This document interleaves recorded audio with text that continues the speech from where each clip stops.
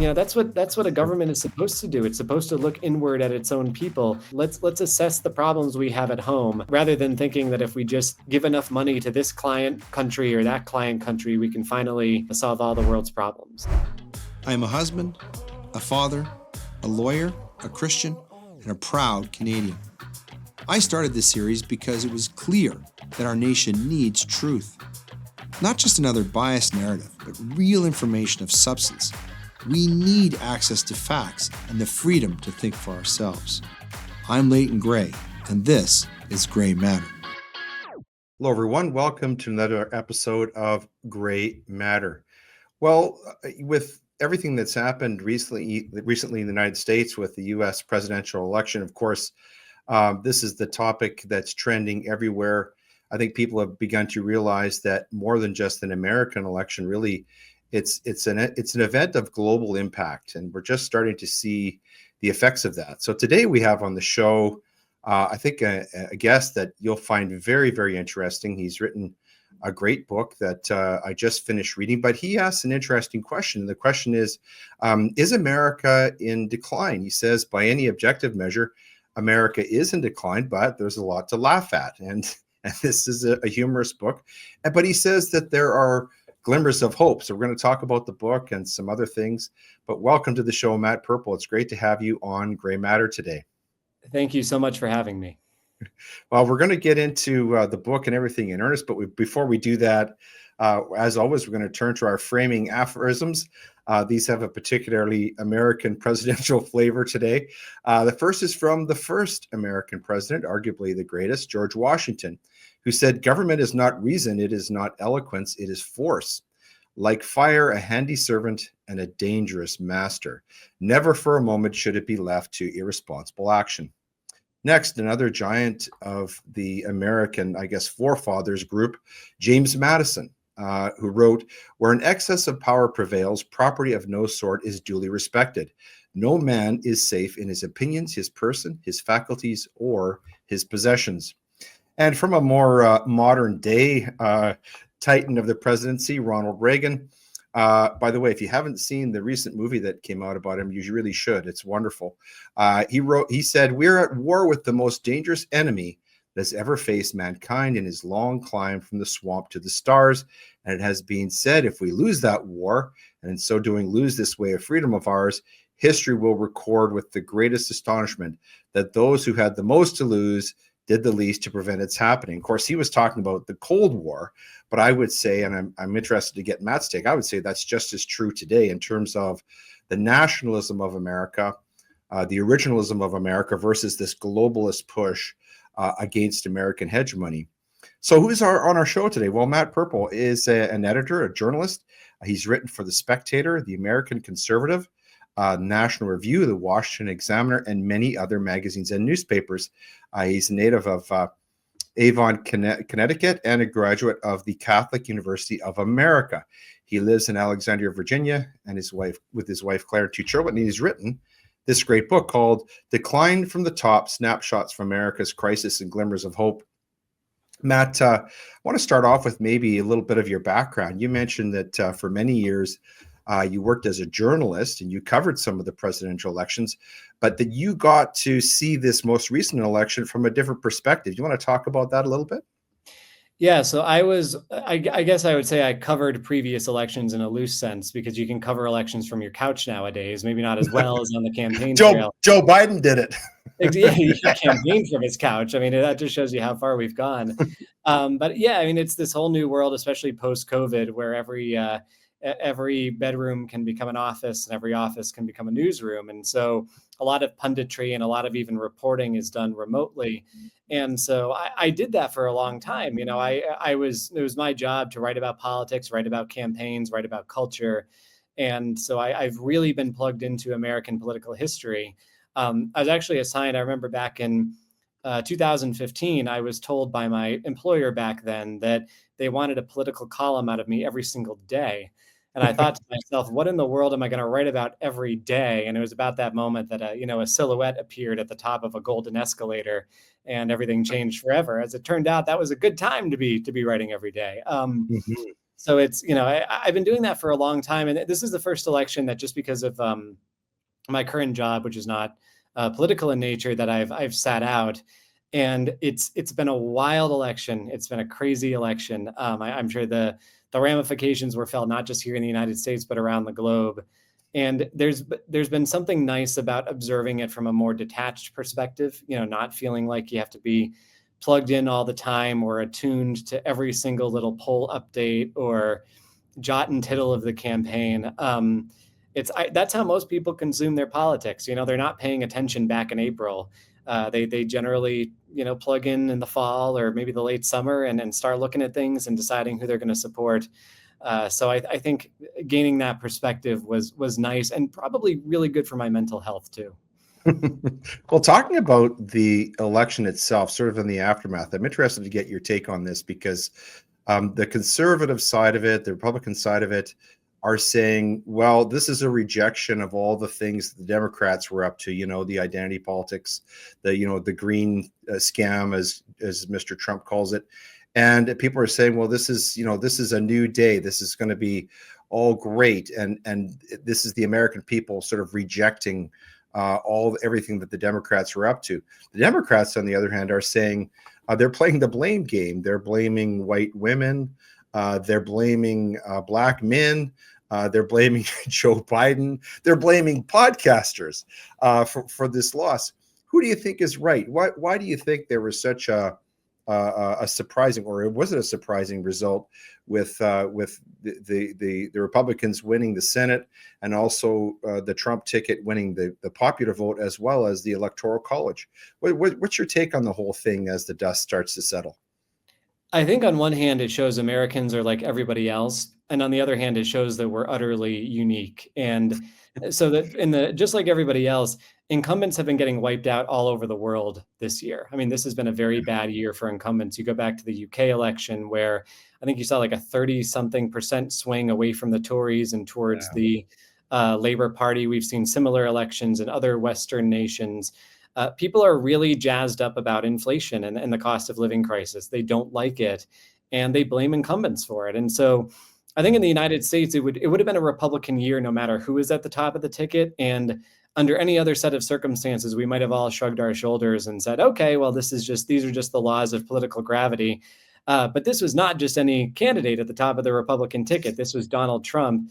And I would argue this was not just any left either. I mean, this was a political left that had been changed even just within the past 4 years pretty drastically. The summer of love back in 2020, the real amplification of woke ideology and left-wing identity politics that came out of that.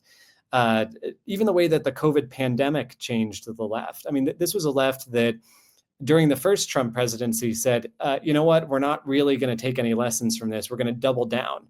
We're going to take to the nth degree what it is that we already believe. And, how much this election was a rejection of that woke ideology, how much this was about cultural issues rather than the basic economic calculus that we've been talking about. It's not entirely clear. I think that's still going to come out. But I think if the left's answer is, you know what, we're just going to double down again. We're just going to keep going even farther and keep calling more people racists and keep trying to alienate everybody. I don't think that's going to work for them. And judging from the assessments that I've heard on the Democratic side, I don't think that's probably what they're going to do after a second Trump win. Mm-hmm. Oh, it's amazing. I don't watch The View, but I saw some clips. One of them was, you might have seen this, Sonny Hostin asked Kamala Harris if she would have done anything differently over the past 3.5 years. And I think her answer probably cost her at least 1 million votes, where she said, I can't think of anything we would have done differently. I think that might have hurt her a little bit. But it was interesting to see the other thing that came out of this. And as a quote unquote journalist, I'm interested to get your take. We're seeing a real shift away from mass media. It sort of reached its zenith during COVID, but there seems to be a deep distrust in mass media now, and not sort of whimsically, but seriously, many people in the mass media are blaming podcasters, people like Dan Bongino and others, for spreading misinformation and disinformation and calling for their censorship.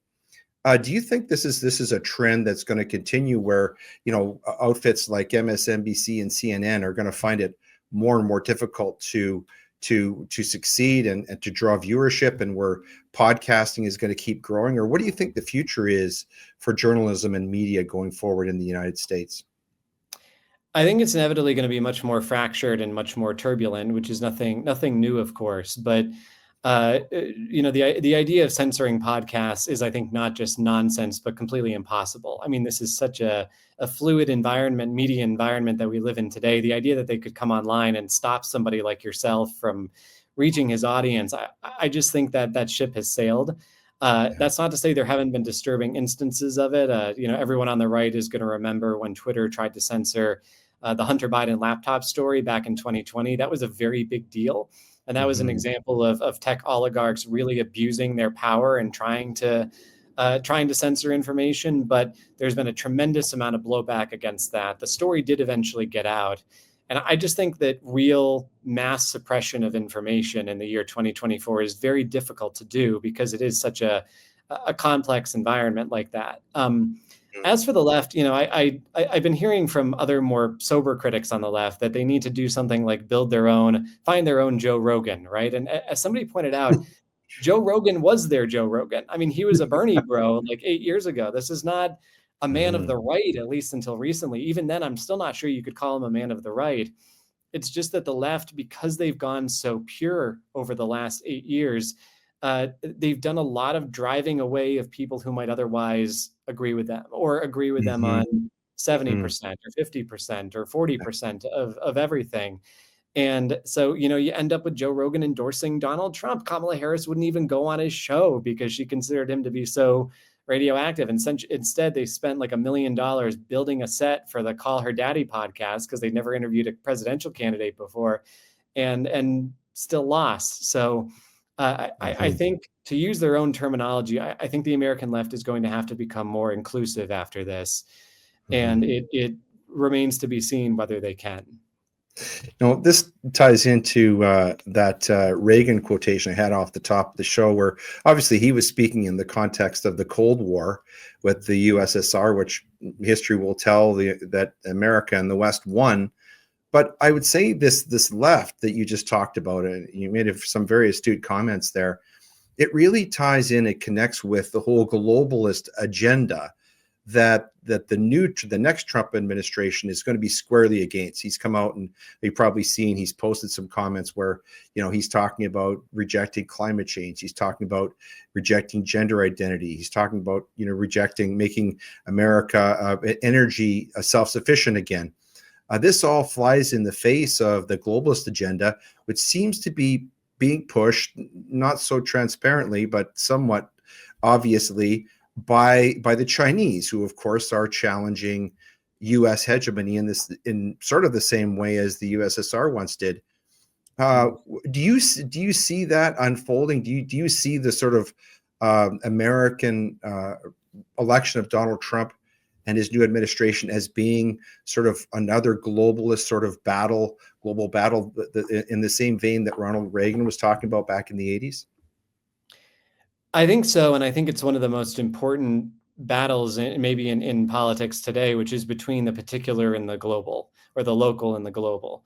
Right. And Senator Chris Murphy, he's a Democrat from my home state of Connecticut. It's amazing I turned out the way I did, because Connecticut is like 500 miles to the left of the median voter here. But he had a good point in a video he released yesterday, where he said, look, people are clinging to the particular and to local life. I mean, they want some character, some flavor to their lives that isn't just them adrift in some global community. We call people citizens of the world. I remember Theresa May in the United Kingdom had a great quote. She said, that means you're a citizen of nowhere. And I think that that people are waking up to that. And so I'm not sure, after this election, and given how perceptive some Democrats like Murphy have been about this issue, I'm not sure how much of a battle it's going to be. I think that people are gradually waking up to the fact that this is the way that we live our lives. We're not jet setting between capitals. We're not, worrying about the plight of the Syrian refugees all the time. we live in particular places that have particular needs with neighbors and friends and traffic and housing and all these other issues that really matter. And I think that Trump's election drives that home dramatically. And Hmm. it's not to say that you're going to see some kind of mass curtailment of global trade or anything like that. I'm not sure that's going to happen. But I think there's going to be a doubling down on the sense that, we are America and we have borders and we have needs, and our money and our government ought to be for making America better, ought to be Hmm. for the American people rather than spreading the wealth and spreading the love across some kind of global Hmm. community. Hmm. That sort of reminds me of the writings of Alex de Tocqueville when he toured America, I believe, in the early 19th century. And he was struck by how little evidence of government there was in American life. That communities actually function, and families and schools and churches and everything functioned very well without any evidence of government, really. And this to him was what he took back with him to Europe. Sadly, it didn't seem to have much of an influence over Europe, which proceeded to launch itself into a series of wars. But I agree. I think the sense of American originalism is something that's very useful, and that ties into some of the things that are talked about in your book. So let's turn to your book. So I've got here some rave reviews. This one from Michael Warren David, who says, "No one writes about American culture and politics as intelligently, as hilariously, or as lovingly as Matt Purple. These essays are a rare source of that most precious commodity, hope for the future." And there's others. These are on your website. This is a very well received book, very well written book. I enjoyed reading it. I found that you took some care to make sure that it was readable, that it wasn't necessarily flying over the heads of some people. You weren't trying to be John Kenneth Galbraith, but also you didn't dumb it down. You talk about history, you talk about culture, and you talk about serious things in the book. Was there an effort in crafting the book to sort of establish that tone in your writing? Yes, and one of my stipulations for writing this book is that I'm not by temperament a very negative person or a fatalistic person. And if I was going to write about national decline, I didn't want to dwell on the gloom. I wanted to make it funny. I wanted to try to find those glimmers of hope, little ironic, kind of go in that direction instead. And also, I am an opinion columnist by trade and by practice. That's been my job for like the past 10 years. So I have a difficult holding, 2,000 words on anything. I like to kind of move around a little bit. So it's a lot. The book covers a lot, I think, a lot of ground, while also, trying to paint this bigger portrait. But one of the points that I try to make is that I think that disparate nature is necessary because right now there's no singular narrative of our decline and fall. We're still living in the middle of these events that have gotten us to this point. America has not collapsed yet. I don't think it will collapse. But we have, I think, over the past 25, 30 years, come down from a high where we were previously.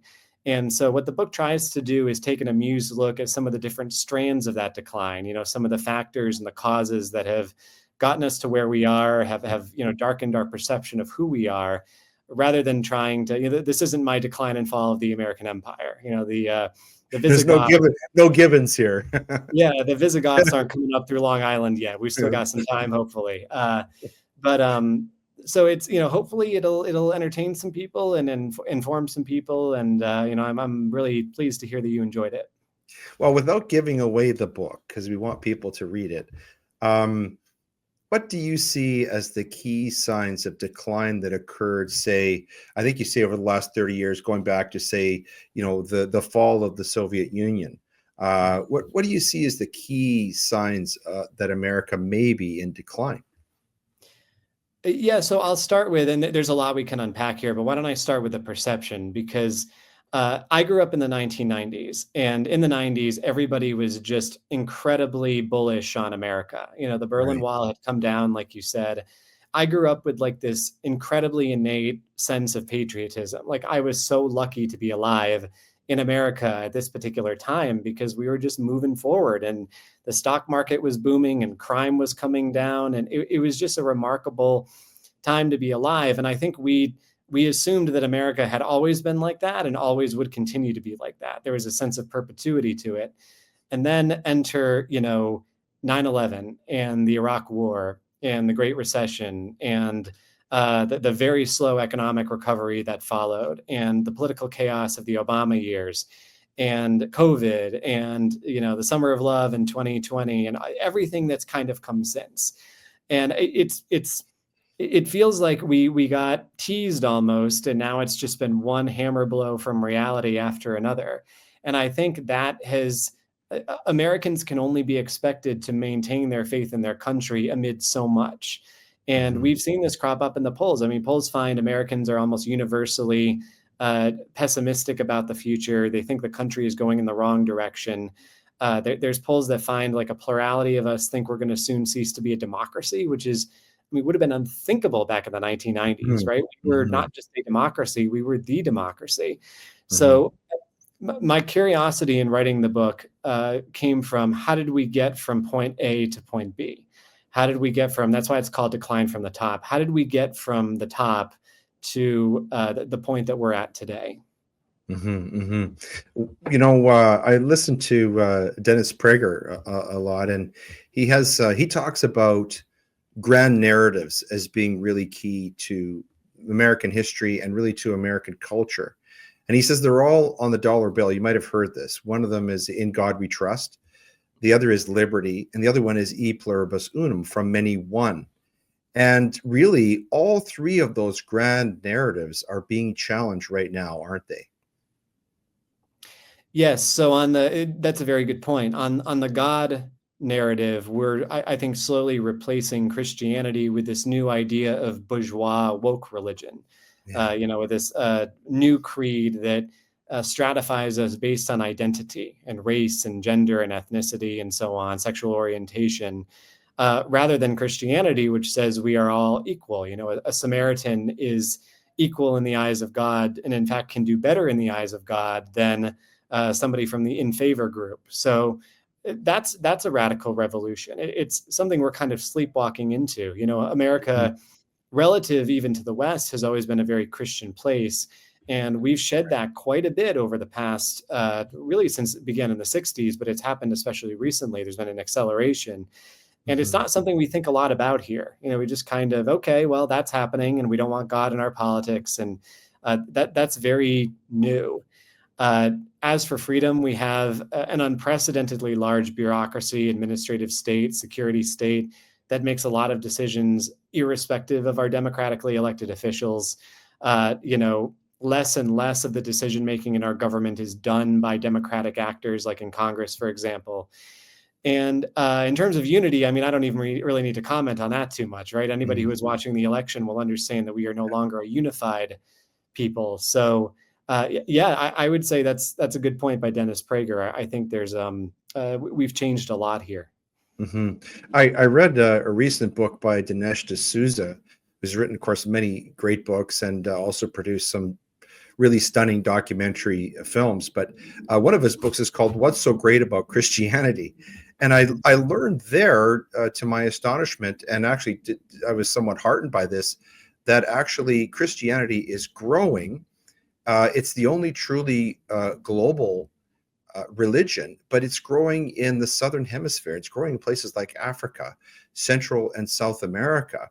But he also says that Christianity is the life spring, is the wellspring of these of liberty and of unity, because it tends to cause people to have a shared set of values, tends to feed these grand narratives that are sort of the underpinnings, the pillars of American society, and really of the American idea. Would you agree with that assessment? I would, yeah. I can't remember who it is, but somebody once said Christianity created the individual, and that might be a bit too far.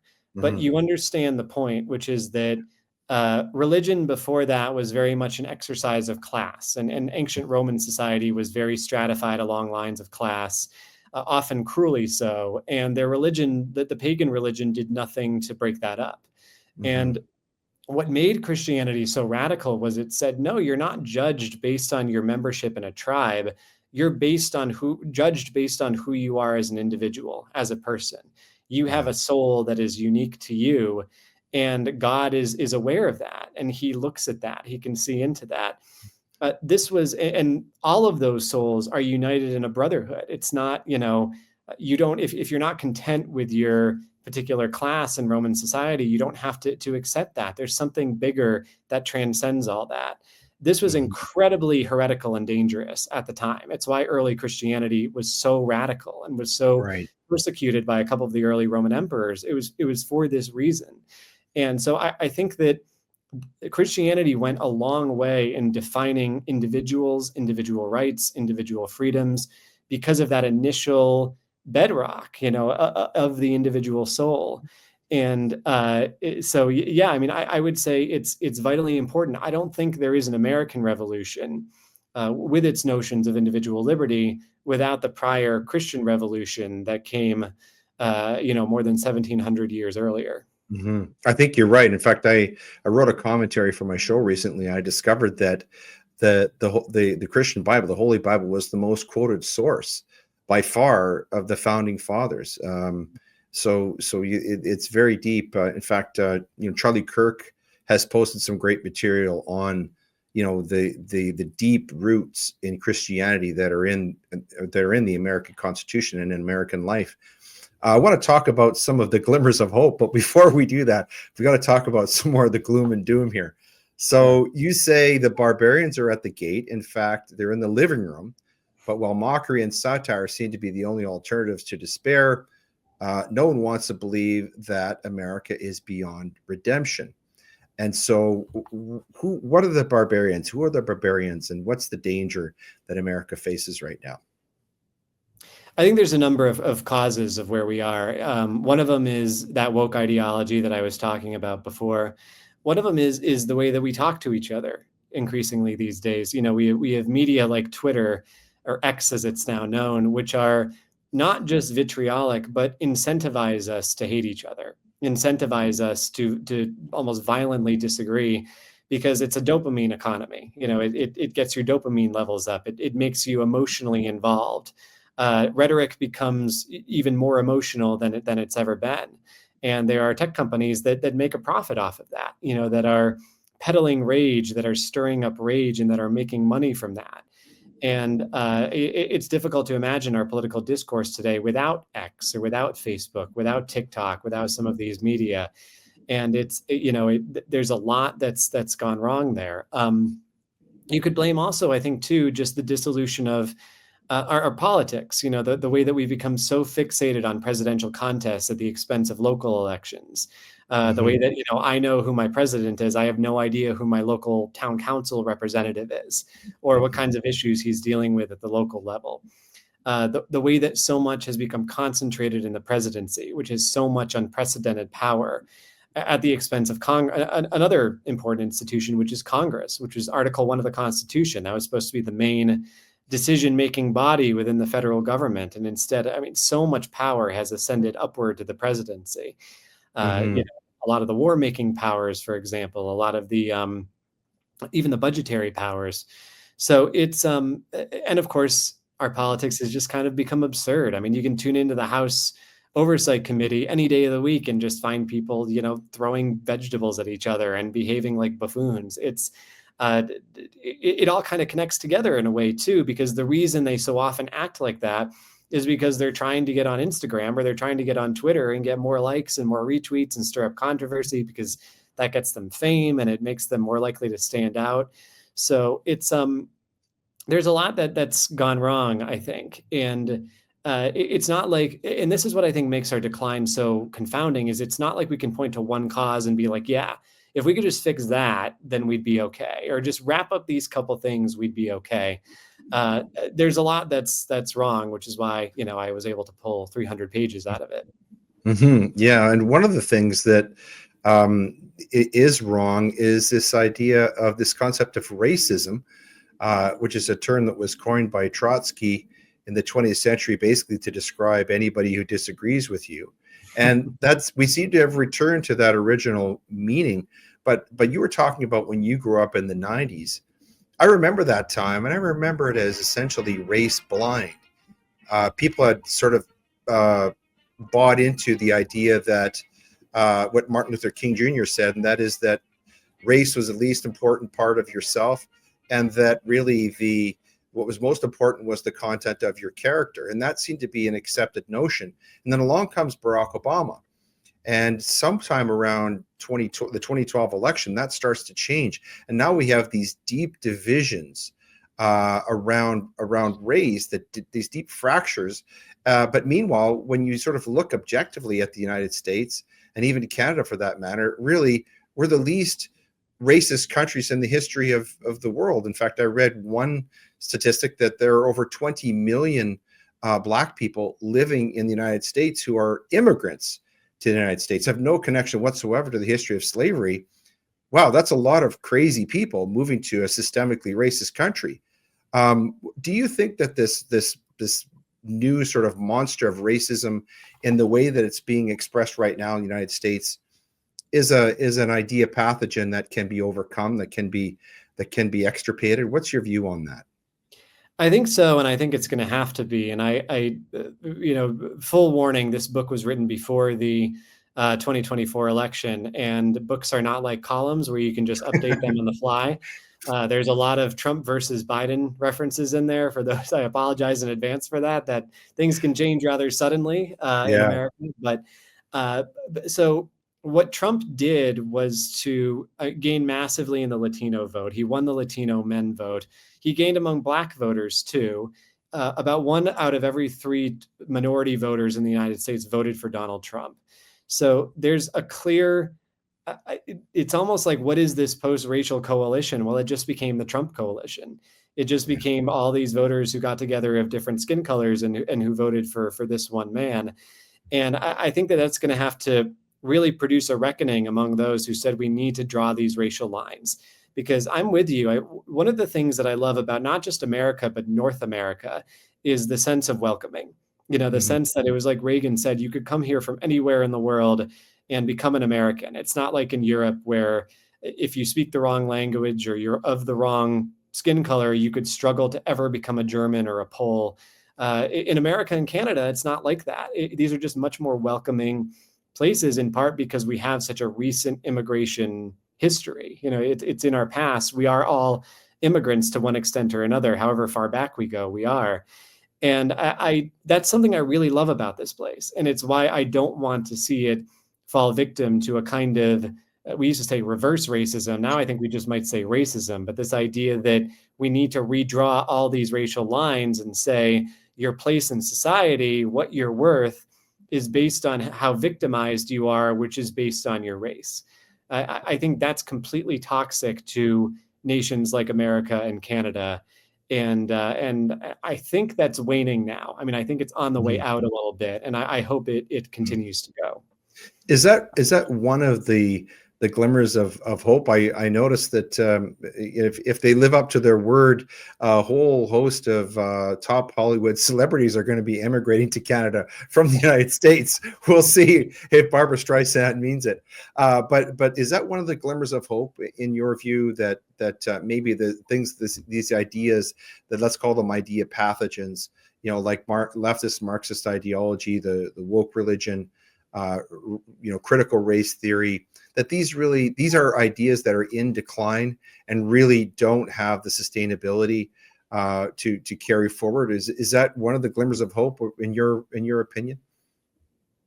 I think so, yeah. And, first of all due respect to our Canadian friends, we get this every time a Republican presidential candidate wins an election. They all threaten to move to Canada, and then they all never do. And it just never, there's no massive Hollywood influx into Toronto, unfortunately. But yeah, I mean, I think that is one of the glimmers of hope. It's one of the ones that maybe I couldn't have anticipated before the election. But I think there is going to have to be a very real reckoning with this kind of thing. And it just, I don't think things have been so tense here lately, and there's been so much division. But I've always thought that, at least in terms of that tension, a lot of it is just superimposed on the screen. A lot of it is on TV, or it's in our weird political world, but it's not actually in real life, where, you can walk down the street and run into somebody who looks very different from you and still have a pleasant conversation with them. Again, one of the things I love about our countries. And so I I think that now maybe it's the reality is catching up with the ideology. Maybe that's what's happening. But I would definitely list that as a glimmer of hope. One of the other signs of hope for me, and I'm interested to get your take on this, is and indeed one of the differences between the Trump 2020 campaign and the 2024 campaign is really the connection to faith. Several of the people in the sort of Trump coalition, which is the other big difference I noticed, it wasn't just about Donald Trump, and now he had a coalition of people: RFK Jr., Elon Musk, of course, JD Vance, Vivek Ramaswamy, and others. But I watched a video of RFK Jr. saying that during COVID, during the pandemic, he was praying to God for a leader to come and lead America out of that sort of wilderness, that problem. And he was saying that in the context of Donald Trump. And JD Vance was quoted as saying, Jesus, please help me. He's a Catholic vice president of the United States and could be the president in 2028. Certainly, you'd have to think he'd be one of the front runners as the presidential candidate. Do you see the role of faith and sort of a return to faith as a sign, as a glimmer of hope for America as well? I think the studies show that it's mostly still on the decline, but I think that electorally there's certainly some hope there. It was not. I would not characterize this as what we would say in the United States a socially conservative election, because legal abortion, for example, did very well at the polls. I think it won in 7 out of 10 states where it was on a ballot referendum, and it would have won in Florida too, except there's a 60% threshold rather than a 50%. So it's not. I wouldn't say that people were really voting on, as we used to say, guns, gods, and gays. Those kinds of culture war issues. That's what the Democrats would call it derisively. But you understand where I'm coming from. Yeah. But still, I think that it certainly didn't hurt. JD Vance is a very overtly religious Catholic convert. Socially conservative candidate. That didn't hurt him in the slightest. And I think too, you could look at the other side as well, right? Kamala Harris, obviously a very left-wing individual when she was in the Senate, but all of a sudden she's out there citing God in her speeches, saying, God bless you. She's claiming she owns a gun. She's got a gun in her house. Her husband owns a gun too. She's downplaying issues of race and gender in favor of speaking to all Americans. So it was interesting how she felt the need to appeal to traditionally minded Americans in the way that Donald Trump did not feel the need to appeal to more progressively minded Americans. We were talking earlier about podcasters and their quote unquote role in the outcome of the election. Another very well-known podcaster on the Daily Wire platform is Andrew Klavan. He recently tweeted out, he said that this election is the end of identity politics for the Democrat Party. That's a very bold statement. Would you agree with that, or do you think he's going a bit too far? It's like getting a child to stop sucking their thumb. I mean, I think it's going to be difficult. It's not. They have been. I mean, imagine the way that you see the world has just suddenly been proven unsustainable. Right.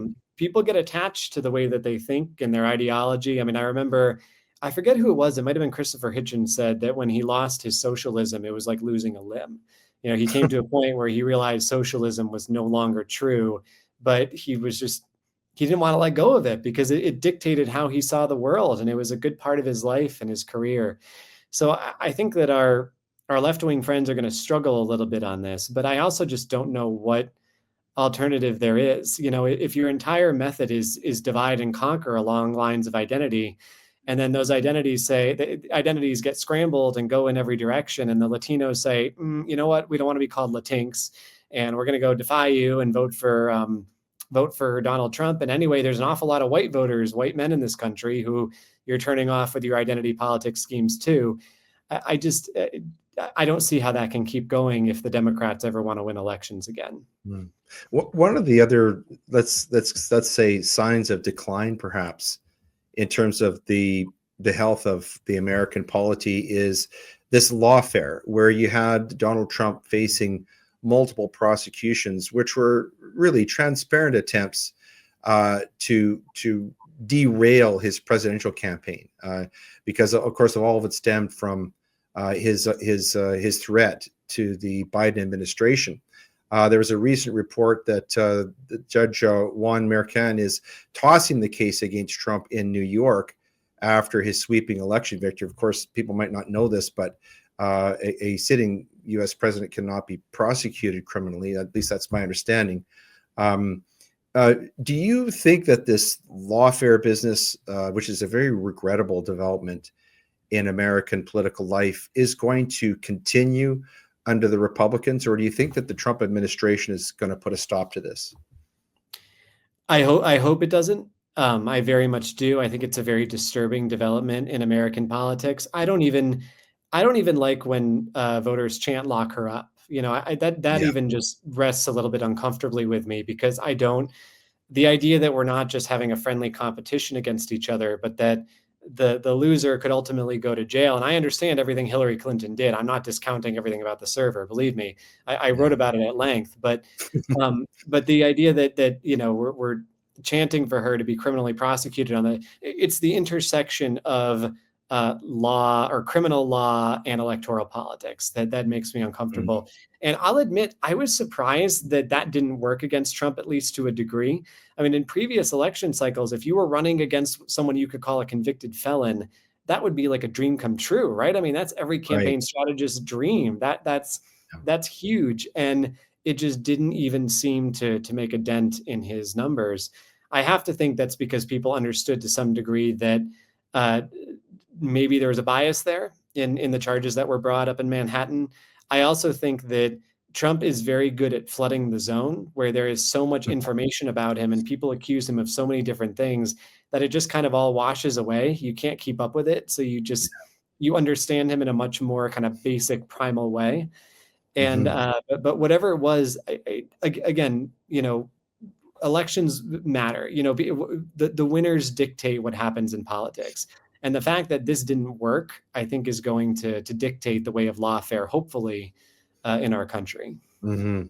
One of the things that was became kind of a key point of Trump's campaign, and I was surprised by this, is his approach to the sort of transgender issues. And he said that he will ban sex change surgeries and the mutilation, sterilization, and castration of minors.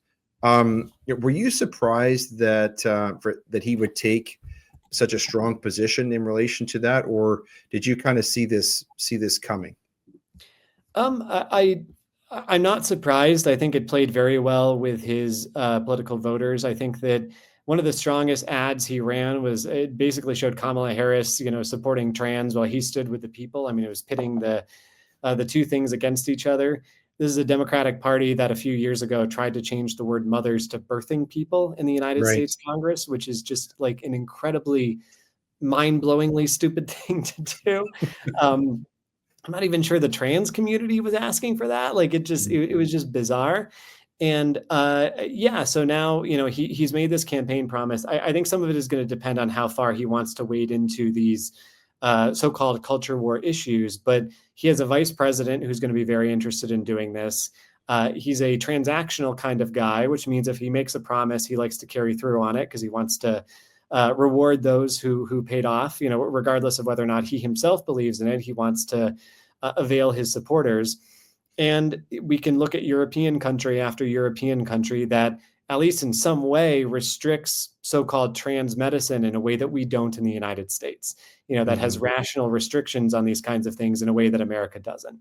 So Mhm. I think that that's all going to play in here, and we'll see. You know, no promises. This was a very weird election, and there's still a lot that's up in the air. They're still counting the votes, for goodness sake. Mhm. But it's we'll definitely see on that one. One of the signs of decline, arguably in the United States, is fundamentally in the health of Americans. And of course, one of the other key people in the new Trump administration looks like it's going to be RFK Jr. And of course, he's been very outspoken advocate of health. He has a children's health defense um, organization that he founded, and he wrote a very remarkable and deeply suppressed book called The Real Anthony Fauci. But he's talking about problems that are in the American diet, in the food, things like fluoride being in the water. And it appears the Trump administration is going to take a very, very serious look at the actions of pharmaceutical companies like Pfizer and Moderna. And recently, a top Moderna executive resigned, perhaps trying to get ahead of the storm that's coming. Do you see this as a sign, as a glimmer of hope going forward in America, that is working to restore fundamentally the health of Americans? I think it could be, yeah. I mean, I think that close to 3/4 of the country is either obese or overweight. And to be fair, the standard that's used from that, it's called body mass index. It's kind of unreliable. A lot of doctors don't like it. I don't like it. But still, I think that if problems are left to fester for too long, eventually somebody will step up and demand action. And one of the interesting things I've observed on the political right in America is that our approach to these issues used to be very libertarian. It used to be forget the soda tax, forget about trying to, food deserts, trying to solve that problem. If you want to drink soda all day long, if you want to eat McDonald's for dinner every night, that's your right. You should be able to do that. And God knows I don't want a world without McDonald's. That'd be terrible. It's a nice little indulgence every once in a while. But I'm noticing on the right, more people are embracing health food. More people are supporting investigating food companies and the additives and the preservatives that they put into food. There's even been some support for tightening FDA standards for how food can be processed and manufactured in the United States, maybe something more aligned with Europe, which is a little bit tighter in the way that they do that. So I don't know if that's going to happen. I think that there's always a very strong libertarian strand in America. We don't like to be told we can't do anything, and that includes drink Diet Coke. But at the same time, the fact that RFK Jr. is being put in charge of this, I think these issues are at least going to have Trump's ear. Mm-hmm, And mm-hmm. whether he does anything about them is another story, but we'll see. Mm-hmm. One of the other things that's kind of exciting, I guess I would call it a glimmer of hope, sort of aspirational, is Donald Trump says that in 2026, you folks are going to have a really big party. It's going to be 250 years since the Declaration of Independence, and he's promising that there's going to be a big party down there. What do you think about this? This seems like a great idea in terms of getting people thinking about something that's positive, kind of restoring people's hope and really restoring the connection to the great American past, American history, American originalism. What do you think? Do you think this is going to have an impact on the country getting ready for a big celebration in 2026?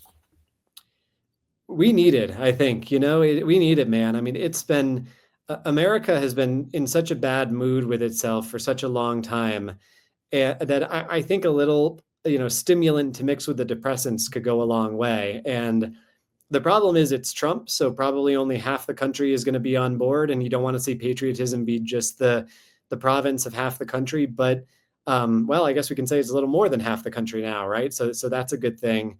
And I also I hope that in addition to the party, which sounds like a lot of fun, we'll also double down on teaching and arguing for what is so good about this country. The fact that we separate powers within our government, the fact that we have an untrammeled First Amendment, the close to really the absolute right to free speech, something that is not the case in the vast majority of countries around the world.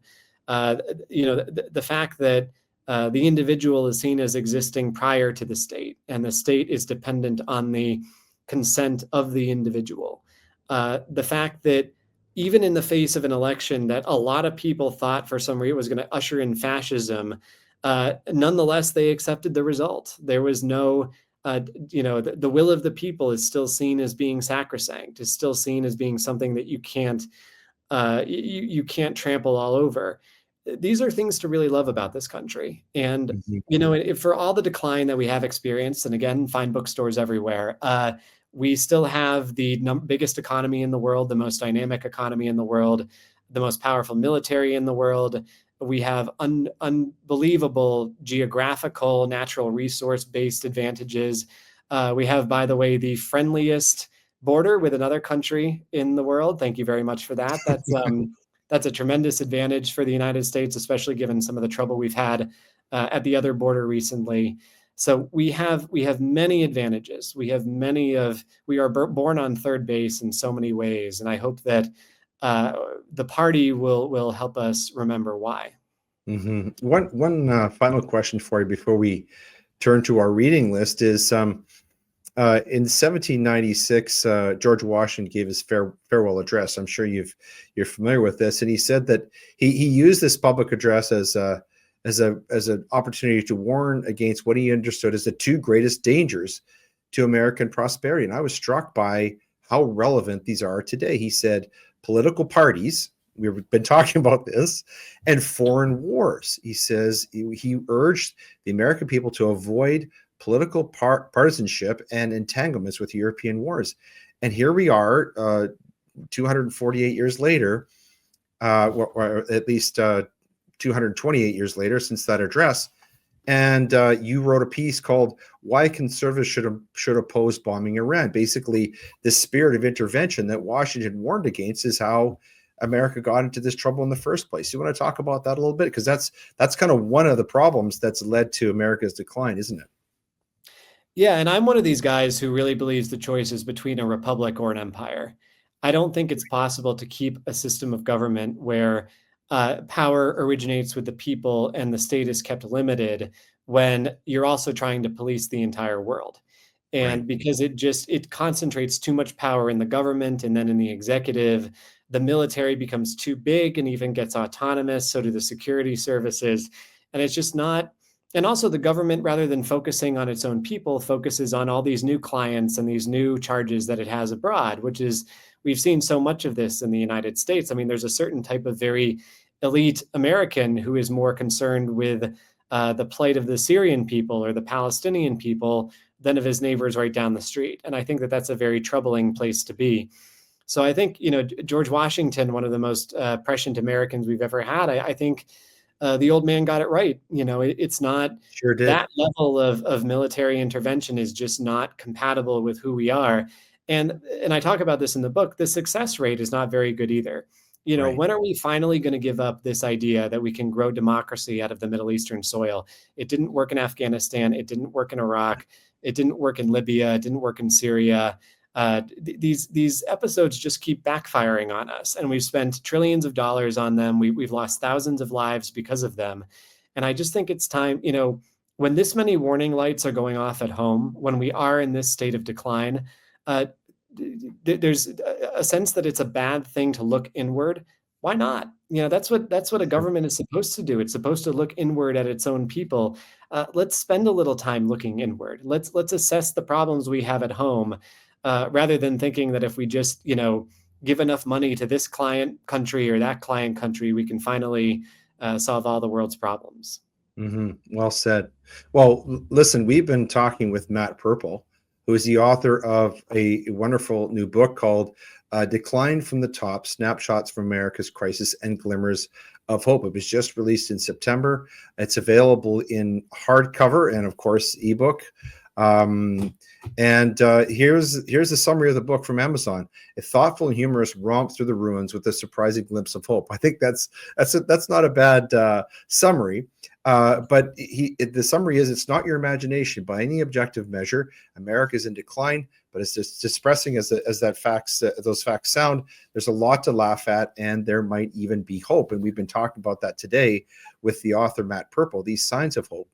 But with keen insight and sardonic wit, Matt articulates what Americans are sensing, that America is in rapid and self-inflicted decline. He demonstrates that the 1990s were better than today and vividly documents the economic, political, and cultural signs of decay for America. So that book is added to our reading list today. I highly recommend it. I read it and really enjoyed it, especially Matt. I really appreciated the humor in it. It's always great, even though you're treating serious topics. I really like. There was sort of a bit of a Babylon Bee edge to it, which I appreciated. The second book that I'm going to add to our reading list is one that Matt's probably read. It's very well known. It's called Conscience of a Conservative by Barry Goldwater. This is not a new book. Was actually written back in the Reagan era. But Conscience of a Conservative reignited the American conservative movement and made Goldwater a political star, and it influenced countless conservatives in the U.S., helping to lay the foundation for the Reagan Revolution in 1980. It covers topics such as education, labor unions and policy, civil rights, agricultural policy and farm subsidies, social welfare programs, and income taxation. I was struck when I looked at this book recently, again, how prescient it is, how these problems that were around back then are still there today. They seem to have gone away for a while during the Reagan era, but they're back. And so I thought that would be an interesting companion piece for people to read with Matt's book. Because again, Barry Goldwater was identifying some of the same problems that Matt talks about in the book, and indeed talking about some of the same solutions. So it seems that if Barry Goldwater is a measure, then Matt is certainly on the right track. Matt, before we go, I want to give you the last word. Obviously, from reading the book, it's obvious you're very well read. Are there any books or websites or sources of information that you would recommend to our viewers and listeners that would enhance their understanding of the topics that you talk about in the book and that you tend to write about in your journalism? Yeah, and you caught me off guard because I realized I haven't read Conscience of a Conservative in about 15 years, so I need to get off the podcast and go reread it. It's a great choice, by the way. It's a very streamlined kind of book. There's no jokes like in my book. It's just pure. I mean, he gets right to the point. He's pretty humorless guy. But it's easy to understand in that way. I mean, it's very very streamlined. I'm not sure that I'd recommend anything. I'm trying to think of anybody who I read for the book who I would say is vital. What I would say is go back and read some of the commentary in the 1990s about America and where it stood in the world. Read Francis Fukuyama's The End of History and The Last Man. Read Pat Buchanan's, I think this was in the 90s, A Republic, Not an Empire, because we were talking about that before.